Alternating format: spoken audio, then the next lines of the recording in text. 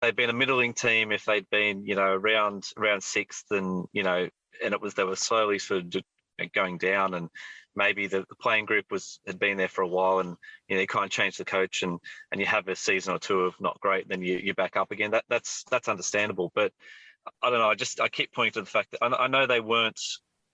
Obviously, I know they got beaten in the first game, first week of the finals last year, but when you finish third on the ladder, you don't expect the next season to be down in ninth. You know what I mean? And you expect that. And what's the major change? The coach has changed. And obviously the players are not happy. So I don't know whether this will end up being something good in the long run. It might be, but look, and you can see by the moves. They are moving a lot of people around, and there's moving people on and moving people in, and things like that. So if he's making all the right choices now, then it's going to turn out to be good. I don't know if signing Paul Vaughan on a 2-year deal is going to do very much, but, that's fine. And obviously Clark had to go. I'm not sure about, the swap with Waddle. I think you're right. I think they're similar, and it's almost a swap to maybe King was saying things to him. Yeah, two players who feel a bit of unrest maybe where they are. But yeah, it just adds to the mix, doesn't it? So I think we have to give it all time now that so many changes are going to happen to the squad next year, and see what Powell can do with that squad in the off season. Right, we've still got Sunday to do. So got 3 games from Sunday. The first of which we'll talk about was a shellacking by Salford over Wakefield. 32-6 at halftime in favour of the Red Devils. 74-10 it finished. Massive win, record win in Super League for Salford. 4,047 was the crowd. Jack Smith was the referee, and Salford made over 1,500 metres whilst keeping Wakefield to under 700. The difference was nearly 900 metres in the metres made by the sides. So the difference was about how many metres half the teams in Super League made this week. Plus a 1.7 metre per carry better average gain, and 12 breaks to 2 in Salford's record-breaking performance. As well as being the most points and the biggest winning margin for Salford in Super League history, it was also the most points, tries and goals in any Super League game so far this year. And it still would have been the most tries if the touch judge had have made the right decision rather than the most bizarre referee decision of the weekend on the Joe Burgess hat-trick try. Do you want to take us through the individuals, which only means talking about Salford this week? Exactly. So Joe Burgess, 3 tries, 6 tackle breaks, 190 metres, 2 clean breaks. Ken Seo, 2 tries, 165 metres, 2 clean breaks. Darren Cross, 2 tries, 2 try assists, 5 tackle breaks, 135 metres, 2 clean breaks. Ryan Brearley, 2 tries, 1 try assist, 7 tackle breaks, 125 metres, and 3 clean breaks. And like you said, for Wakefield, none. My favourite fan review, I think, of the week, Matt Speakman said, "We bowled Wavertree out for 73 on Saturday, and the run chase was harder than you'd think. But Wakey should be happy reducing Salford to 74 for 10, and will be fancying their chances after tea." Wakey White, this was not going to be as fun, I could assume. Absolute shit show from Wakey after a promising 10 minutes. I'm saying Snide, I don't care. Yeah. Snide and Brodie Croft were unreal for Salford and just keep attacking the edges where Wakey struggled to make a tackle. Very frustrating after 2 wins, but hopefully big lessons learnt. Also, the whole ground smelt like a festival portaloo. Though that could just have been Wakey's defence. Yeah, there's a sewage treatment plant type thing near Salford's ground, so that's the issue there. EFC 78 JU said, "Bloody hell, fire. I never thought I would see a Wakefield battering at the AJ Bell Stadium. They were up to a good start until they let the game slip away from them and got Salford to go past them too many times. That they ended up putting on 74 points on the scoreboard on home soil. The Red Devils struck back and sent Trinity to hell, clearly." EFC's picked it up there. Wakey actually took the lead in this game, but I bet that felt like a long time ago by the time the final whistle was blown. From the highlights, David, it looked like a bit of a parade, especially after half-time. Maybe some of the scores, I think you could question the effort in defence from Wakey. The Brodie Croft try from that Sneed kick in particular was shit effort. But outside of that, Salford were just finding holes everywhere. They were making basically they were breaking the line in every gap along the defence. If you watched all the tries, almost every possible gap they could have hit, either by a kick in behind or by a passing move out wide and through the gaps in between the centre and the second row, the centre and the winger, outside the back side of the winger. All of them they found with, great class. And then also got that last try that was absolute. I mean, the touch to Mare on that one. There was a forward pass on that before anywhere, like miles before Burgess was stood a yard out of the field before he put it down. But anyway. That one was quite hurt because on the coverage of the original coverage I was watching, where it was just the highlights. Yeah, that's all I've seen too. As you're watching it, and you're like, is he actually going to dive into the stands? Like, he's that far out. What's going on here? And it was fine, but look, at that point, I don't think anyone cared. I think the referees just wanted the water try and get home. They thought take a minute off the clock with a kick. Exactly. Just, mate. I think maybe for Wakefield it might have been better that they actually gave the try, because if they didn't, they might have scored more. So, look, I don't think anyone expected. I mean, Wakefield have been reasonably good recently, so I don't think anyone expected it. I thought Salford would win, but I didn't think that this was going to happen. Yeah, I don't exactly think, the same. like you said early on, Wakefield scoring first. It just, I don't know.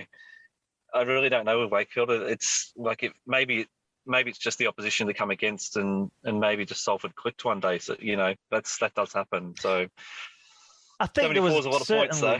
There was an element of that, like Salford's passing, just from the highlights, but quite a lot of the tries were scored from a bit of range. Burgess's first try was a beautiful try, I thought, like really clean passing across the line that just found the gap. There was the one where Watkins scored back on the inside. Dion Cross's two tries, all of them, really well placed and timed passes. So you got to say, the half's credit there in that as well, because they orchestrated it, Snide and Croft.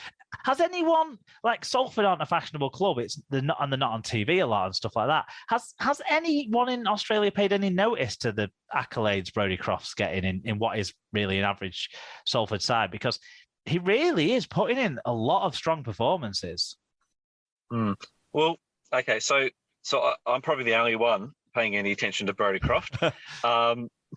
But look, I've said to a few people that looks like Brodie Croft's trying to do the Jackson Hastings, a little bit different situation, but promising sort of half that maybe didn't work out in Australia, has gone over and he puts up a good performance and maybe kind of attracts some NRL people to him. I think the problem is going to be the difference between him and Hastings is Hastings never played badly in Australia. He just had problems with teammates, whereas Brodie Croft for the Broncos was, I want to say, diabolical. It was terrible. So I don't know whether it was just a bad situation at the Broncos, because he has been good for Salford. Like, he's been incredibly good.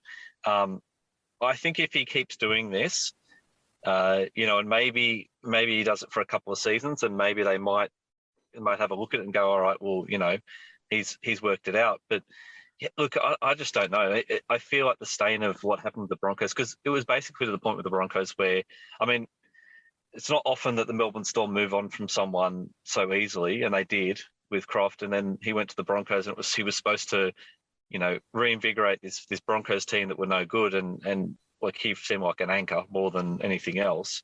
But yeah, no, he's been great for Salford. So it could be a case of, if he gets, I suppose, a couple of more high-profile games where he puts on these performances rather than games that aren't televised and that sort of stuff. I think 74-10 against Wakefield, when no one can see it and they see his highlights, is not going to do any good for him. But look, you never know. You might end up. There's a couple of clubs that now do looking at English talent. I mean, Canberra did it for a while. It looks like Newcastle's doing it too. So it could be a case of they might be paying a bit more attention, and they might someone might pick him up. But I mean, to be honest, because he's doing it behind what is only really an average Salford pack, so I think it's been impressive. I'd like to see him do it against St Helens or Wigan or Catalan or something like that, or even Huddersfield. You know what I mean? against Wakefield. No disrespect to Wakefield, but in a very easily, in somewhere where you're getting like 900 meters average, like 900 meters gain better than the other team. I think it's pretty easy for a halfback. It's running downhill. He was good against Wigan in one of the games against Wigan, but he was outshone by Jay Fields scoring that try that won it at the end. So that's all anyone would have noticed. That too. Elijah Taylor picked up a grade B strikes with knee 1 match penalty notice for Salford, playing against who I've read rumours that might be his destination next year in Wakefield. And then Salford head coach Paul Rowley has confirmed that Morgan Esquire will miss the rest of the season through injury. I suppose Esquire was a backup there, but it's a shame for him. Hopefully he can find some way to find some fitness for the World Cup, because he was decent for France last week. But that game is where he got injured. But that is... hugely impressive win for Salford. Beats anyone's expectations, Salford fans included, I'm sure, and pushes them a little bit away from Wakefield as well in that part of the table. Okay, let's move on to the televised game from Sunday. I think possibly more people were enjoying watching Joe Root hand it to the New Zealand cricket team than were watching Huddersfield hand it to Hull KR. So not tons of fan reviews for this one for a televised game, but we'll cover it. We'll cover everything everyone said. It was Hull KR 10, Huddersfield 38. It was 10-4 at half time. So the second half really saw Huddersfield stamp home their advantage. 7,050 was there. Chris Kendall was there as the referee. Huddersfield made over 400 more metres at 1.4 metres per carry better average game with 7 breaks to 1 to record a comfortable win despite making 6 more errors and conceding 3 more penalties. So all that ref's fault in that you heard from Hull KR fans during the game maybe was a bit misplaced. Yeah. They did record a 4.2% better team tackle success rate, and Hull KR fell below 9%. So comprehensive stats win. What about individually? So Leo Kodjo, 3 tries, 1 try assist, 6 tackle busts, 206 metres, 3 offloads. Jeremy McGillivray, 1 try, 1 try assist, 7 tackle busts, 192 metres. Luke Yates, 1 try, 171 metres. Ricky Litelli, 1 try, 8 tackle busts, 159 metres. For Hull KR, it was Ethan Ryan with 202 metres, Lachlan Coote with 109 metres, Mac Parcell with 1 try, 1 try assist, and 105 metres. Always in our shadows said, no matter how bad Hull FC were, you can always rely on the red and white entertainers to put a smile on my face. Well, with a handle like always in our shadow, you know what his focus is on. Yeah, exactly. Mark W said, for the opening 15 minutes, KO were actually really impressive while looking clunky, but once we hit our stride, they were just no match. No, we were just too much for them. I think they really struggled with those 2 early injuries, leaving half a bench in really hot weather. But after the first 30 minutes, our backs were unplayable, especially Kodjo and Yates. He scored a 60-metre try past Coote and Parcell, and therefore is a winger. I don't make the rules. EFC 78JU said, some game to be watching on a Sunday afternoon with Leroy getting his first try and hat-trick as the Giant as they come from 4-0 behind to win it in the end 10-38. McGillivray would have had 2 tries to his name, but he decided to set up one and then score 1. At least Huddersfield came away from Craven Park with 2 points going into Castleford game on Friday night in front of the Sky cameras again. Actually, those injuries, fair starting point because they were mentioned there, and it did disrupt Hull KR's interchanges after they took a lead. Ryan Hall and George King will both be out of action for a while for Hull KR. So Hall picked up a rib cartilage injury and is going to miss at least the game next week. We'll see how long that stays out for. And King sustained a hamstring tear, so he's expected to miss between 2 to 4 weeks. So, and there was a couple of head injury assessments, weren't there, for Hull KR that disrupted things. Those players were able to return, Minchella and Jez Litton, but so it did affect them. It did affect their rotation. Did affect things, and maybe played into why there was that big breakout in the scoreline in the second half. I think maybe part of what played into that